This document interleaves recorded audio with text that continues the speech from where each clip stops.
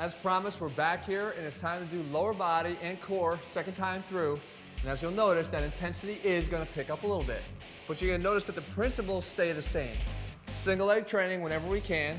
Ground-based training always. Always trying to do it, and we're going to show you that with one of our hamstring exercises to end this circuit. And then what we're going to do after that is really try to make sure that we can overload the leg so that, yeah, you can use a lot of weight. You can still overload your leg, but without having to load up your spine at the same time with traditional back squats and things like that. So it starts off right away with a variation of squat or a single leg squat, and we have, as always, trying to bring in some rotation to what we do. So we kick our foot back up onto the bench into like a Bulgarian split squat position. We're going to hold on to the dumbbell with two hands. You can hold on to the ends of it, of a traditional looking dumbbell, not one that looks like a toaster, but we're going to come straight down, and as we come up, rotate up towards our right shoulder. Down and over around the knee that's on the ground, up to the top, okay? So we need a lot of control here, body control, because the momentum that we generate by driving up is enough to make us fall over to the right side unless we're engaging our core, unless we're able to stabilize and bring ourselves right back down. So you go 3 sets of 10 to 12 on each leg. If you're using a really heavy dumbbell, you can't get it all the way out to here, don't worry about it. The focus of the exercise is the leg. So I'll bring it down to here and I just drive it out in front of me. It's enough to still challenge us in our balance to be able to stabilize that. Next thing, step up thrusts. So we want to be explosive. A step up exercise will bring us right to here and straight up. Over the step up thrust, we want to be able to drive a little bit more explosively through that leg so that we can get some air and then decelerate on the way down. Now, people want to know what is the proper hand position and arm position, and why do you even focus on it if you're working your legs? Because as an athlete, everything should work together. If you're running, your arms and legs work together. If you're doing a step up thrust, your arms and legs should certainly work together because they're going to help drive you and be more powerful to get you up off that bench. So this is the leg that's up. What you want to do is take your opposite arm, get it into this 90-degree bend and position it right in front, even with the leg. Other arms should go back so that we know when I drive forward, it's going to be timed up with that other leg. So just like that, driving it. This right arm, this leg, work together. 3 sets of 10 to 12. Now we move on to another explosive move. And as you can see, this explosiveness of this workout has gone up too. So the dumbbell or kettlebell swing is a perfect example of doing that and making our lower body work as a unit and quickly.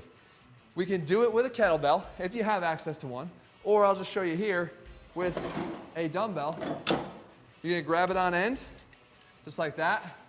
You're gonna drop it straight down through your center of gravity, and from here, you're not raising the dumbbell up with your arms. Matter of fact, it's happening by accident because you're driving it forward with your hips.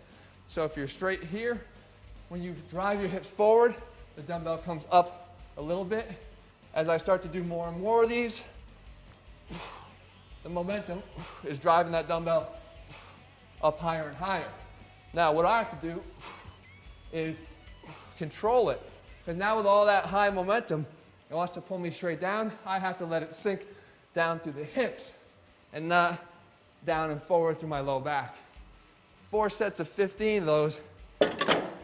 Try to make them as intense as you can by using the heaviest weight you can, but still maintaining good form. Last one, we're kicking off the AX shoes to do a slick floor bridge curl. So we talked about doing an hamstring exercise that still kept us in contact with the ground.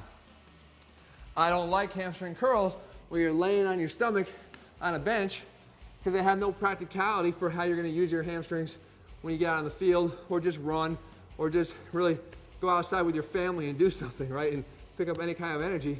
You need to be able to use your hamstrings the way that they need to be used. So we got to keep them on the ground. With our shoes off, we're now able to slide our feet on a floor, like a wooden floor, a kitchen floor, tile floor. So you should be able to find some surface that you can make this work on.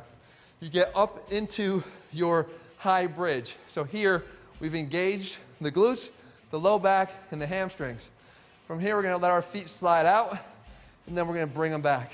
Let them slide out and bring them back. It's very difficult to hold this bridge up high when my legs are way out because the lever arm has increased, so the tendency is to wanna drop. You can't let that happen. I don't care if you have to shorten up how far your legs go out, you gotta still maintain this position. So once you set it up, let it slide out and bring it back. If you can only make it to here before they start dropping, then just work in that range there.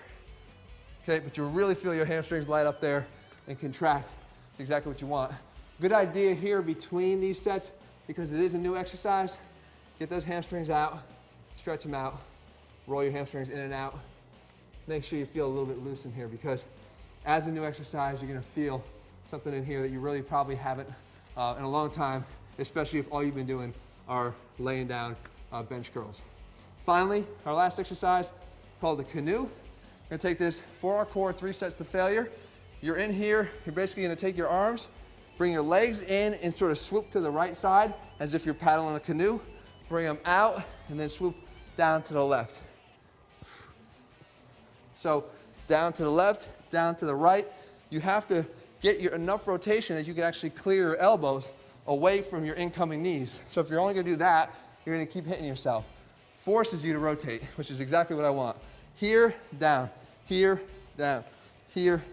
Okay, you might find yourself right there, hold on, try to grab your stability, and then get back to the top again, and then reinitiate. 3 sets to failure. We're getting comfortable, guys. The shoes are coming off. It's time to work. Tomorrow, another athlete burst training session. And then Friday, again, wrapping up. It's coming fast. Hit every workout with your highest intensity. It's gonna go even faster, because they all say, when you're having fun, time flies. We're having fun now. Be back here tomorrow and wrap up this week on Friday.